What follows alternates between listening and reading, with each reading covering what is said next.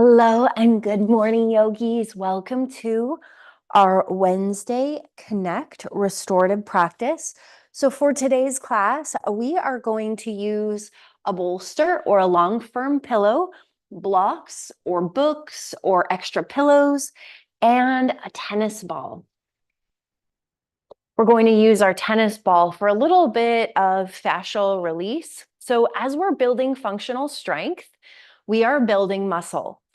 And what happens when we build muscle? Muscle rips and tears, and then it repairs. And that repair is what makes the muscle bigger. Okay. So the reason why restorative yoga is so important is because it offers us a recovery period. That's really what this practice is about when it comes to the physical aspect. Yes, it benefits our nervous system. Yes, it helps us manage stress. Yes, it helps us to bring our body, our emotions into a more relaxed state. We can focus our mind. But when it comes to the physical aspect, especially if you're doing activities that are building strength, where the body is needing to recover and repair, your restorative practice is going to make a big difference. For me, when I do a consistent restorative practice, it benefits every other activity that I do, whether it's my Vinyasa practice, whether it's my strength practice. And that's part of the reason why we have our restorative practice and then we have our strength practice. We recover from the rest of the week, and then we come in for our strength, and then we come in for our yin practice, which is different than our restorative. So we're going to open up today's practice if in an easy seat as we are. If sitting cross-legged is uncomfortable for you, I want you to know that you can sit with your legs extended. And we're going to use just a regular old tennis ball. This is actually my dog's tennis ball. It's relatively new, so it's not, but she loves the ball. Ball is life for her. And it's just a regular tennis ball. We're going to start in the neck. Let's start just by kind of rolling that tennis ball, exploring with that tennis ball, the neck, the side of the neck, the back of the neck.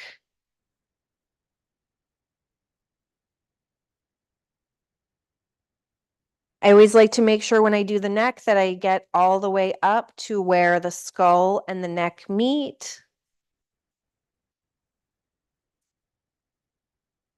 And then I also like to make sure that I get where the shoulder and the neck meet. Our trapezius, these tend to be quite tight, especially if you're consistent in your yoga practice.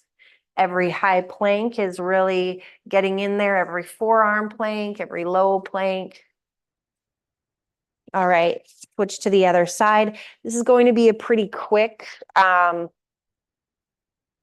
tension release session with the tennis ball.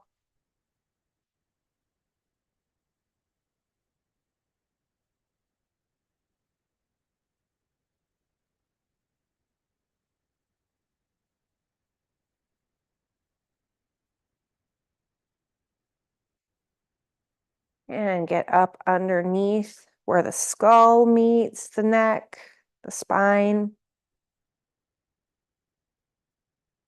Whew, I had more tension here than I thought I did. That's how this usually works. Get those traps.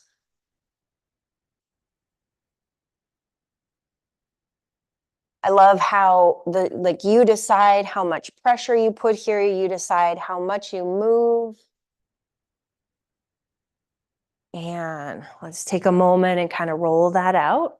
Then let's take the tennis ball and do a little bit with the hands.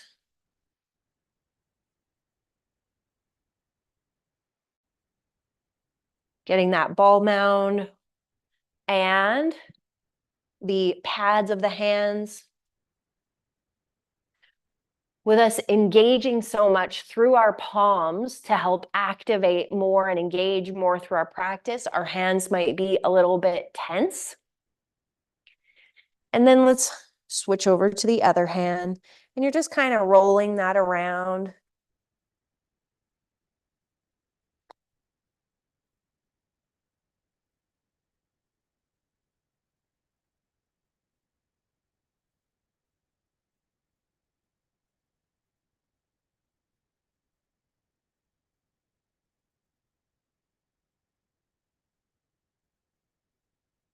There we go. Let's place that tennis ball off to the side. Let's take a moment and do some figure eights with our wrists.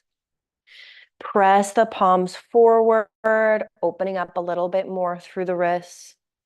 Let the hands come down. Let's tuck the chin to the chest and inhale, lift the nose to the ceiling, moving slow, gentle, mindful, tuck the chin to the chest. Lift the nose to the ceiling, chin to the chest, roll right ear, right shoulder, left ear, left shoulder, right ear, right shoulder, left ear, left shoulder.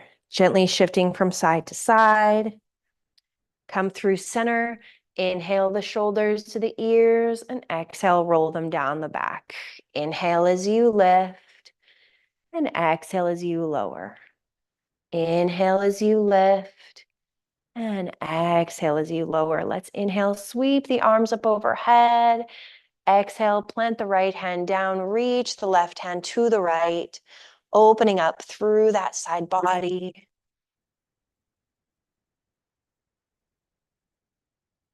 Come through center, left hand down, right hand reaches. Inhale through center, exhale, let's twist to the right. Inhale through center, exhale, let's twist to the left. Inhale through center, let your hands come down onto your knees. Let's inhale, shine the chest forward. Exhale, round the spine back. Inhale, shine the chest forward. Exhale, round the spine back. Moving slowly, mindfully, gently.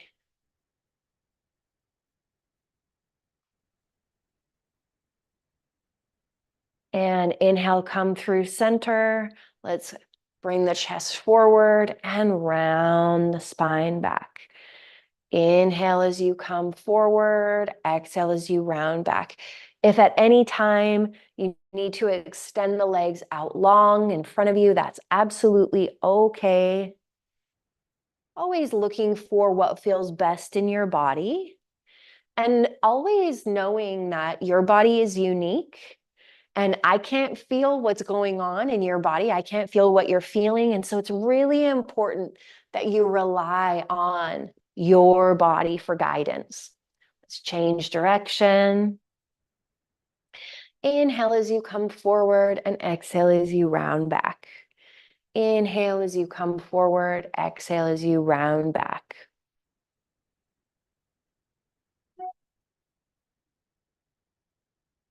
And come through center. Let's draw the soles of the feet together. Shift forward. Staying as straight as you can through the spine.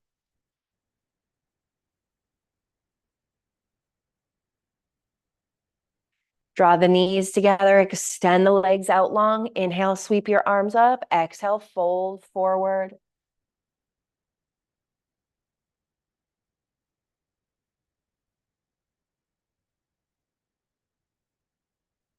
And let's come into our first still posture. So take both of your blocks or your blanket to either side of the mat, and let's take the bolster out behind us. And we're going to come into a supported butterfly. If you have a blanket, you can always roll up that blanket and put it underneath your bolster if you want to have a little incline. I'm not going to do that. I'm just going to come flat down, bringing the blocks to whatever height setting so that your knees are supported. The blocks have all three of those height settings. You can do that. And then slow and controlled, start to lower yourself, lower the upper body down onto the bolster.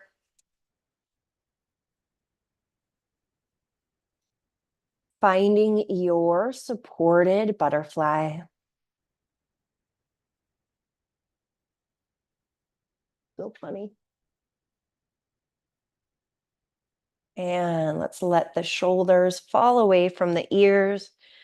as we settle in for this opening still posture.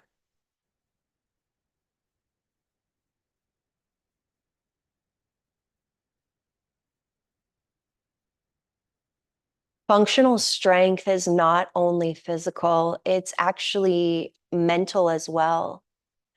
When we believe in ourselves, when we believe in our abilities to do what's necessary throughout the day, this is also functional strength. So, for example, if someone needs help carrying something, lifting something, moving something, having the confidence that I can do that, I can lift that, I can move that, I can help with that, is just as much functional strength as the physical actual strength is. So it's not about overexerting yourself or boasting or being cocky. It's about having confidence that you are strong, confidence in your ability, confidence in your agility, confidence in your stability. And I invite you to reflect. When was the last time you said no to something because you actually believed that you couldn't do it, not because you didn't want to? Those are two very different things. It's okay to not want to help someone do something like move or carry something or whatever. But it's different when you don't believe that you're capable. So I invite you to just kind of maybe take some time to self-reflect. When was the last time you said no to something because you didn't believe you were capable?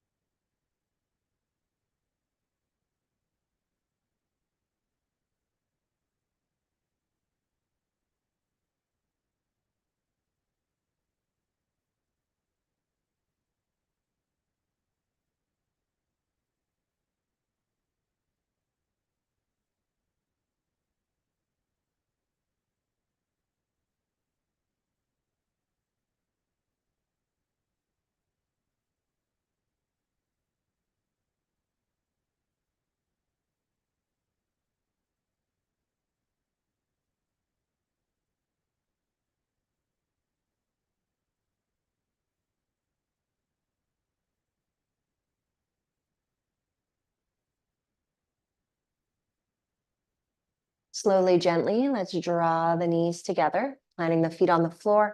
Flip your palms, palm facing down. Use your core as you lift yourself up. Extend your legs out in front of you. Take your bolster and let's bring it out in front of us, hooking it onto the tops of the feet. Inhale, get nice and tall, and exhale, let's hinge forward. Finding the forward fold that works in your body, that works for you.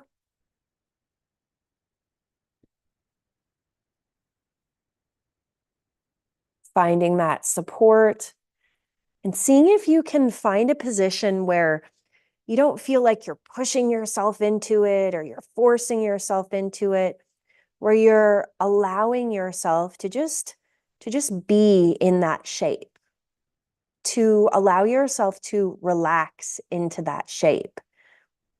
Trusting that gravity and the body are both doing exactly what they need to do without you forcing. To me, that trust is another form of functional strength. When you trust yourself, that is a strength. When you trust your ability, your intuition, that is a strength. And that's very functional in day-to-day life.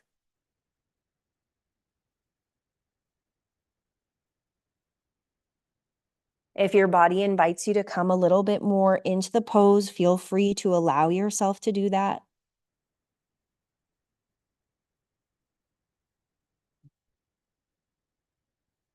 Come back to your breath.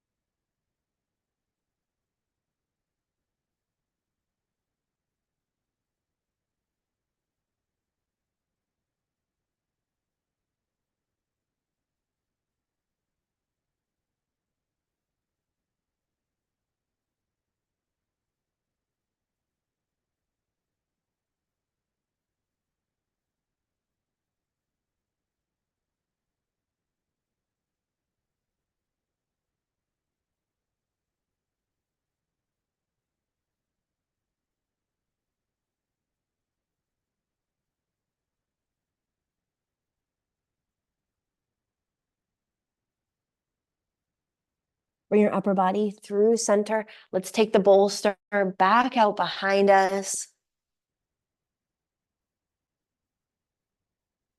And bend into the knees. Let both of your knees fall to the left-hand side. As you get nice and tall, round your upper body all the way around and let your body find that bolster. And maybe bring the right ear down. Now you can always stay with your gaze toward the left. Finding this reclined twist in your body. I invite you to close down your eyes. And really focus on your breath.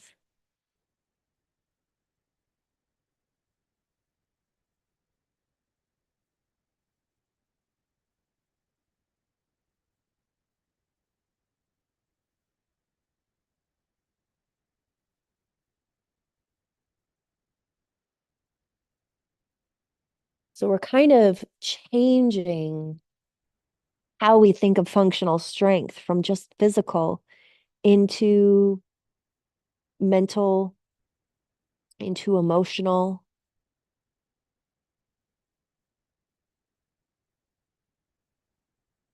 I invite you to ask yourself, how do I practice functional strength daily?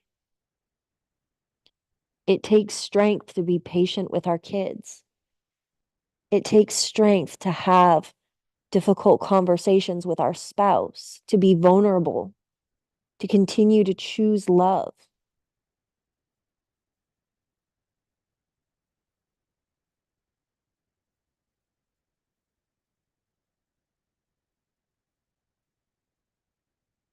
Let's take a few more deep breaths here.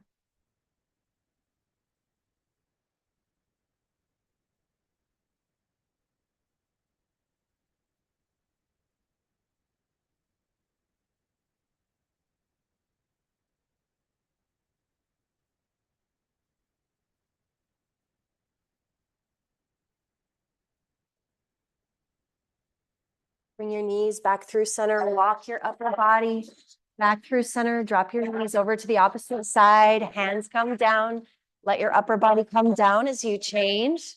Sorry.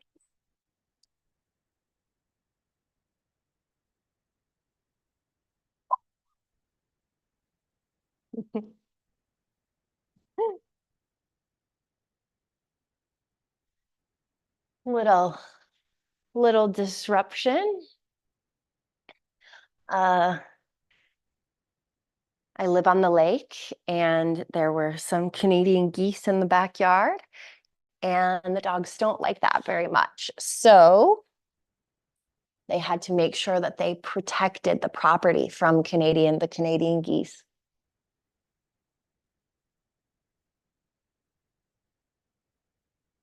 Let's let ourselves sink and settle back into stillness, back into the breath.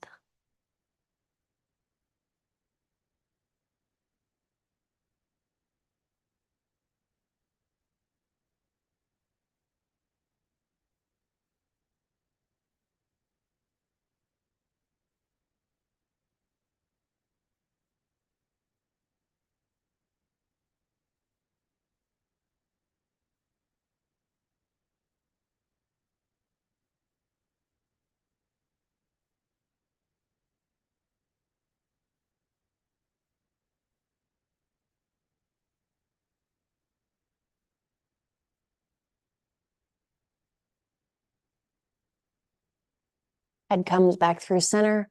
Hands come underneath the shoulders. Press yourself up. Draw your body back through center. Let's take that bolster. Bring it forward underneath the knees. And it might feel good to you to have a block underneath your head. You might want to, before you come down, just give the knees a little shift from side to side. And then come all the way down to your back. Let your palms come palm facing up. Close down your eyes. Inhales and exhales through the nose.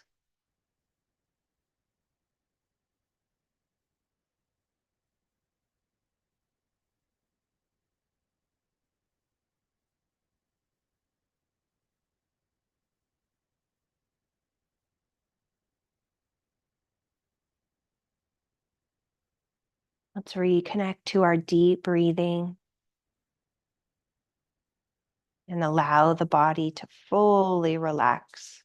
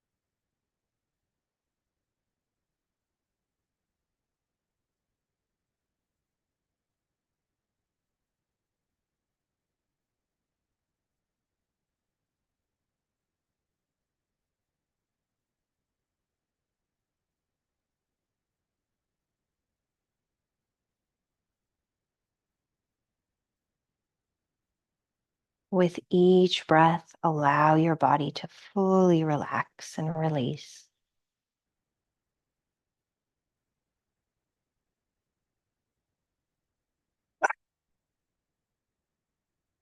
Ruby, you can go outside.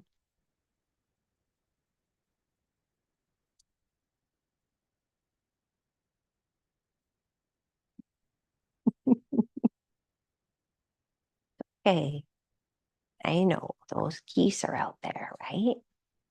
Yeah, it's okay. It's okay.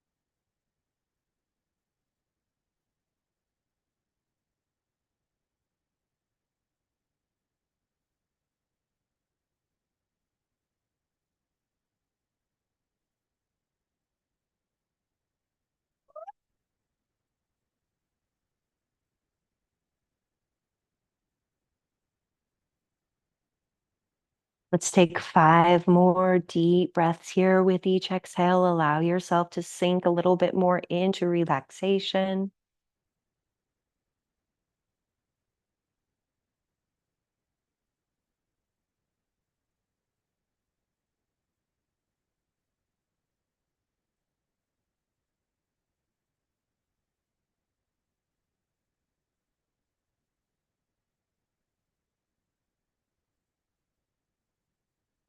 And let's flip the palms, palm facing down, slowly, gently press yourself up.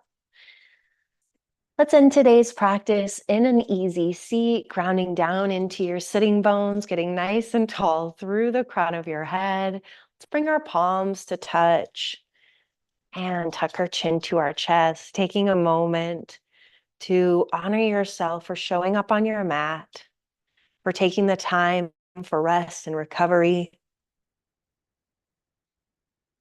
And knowing that this schedule, the daily classes, are a total wellness system. So each class benefits a different part of our total being.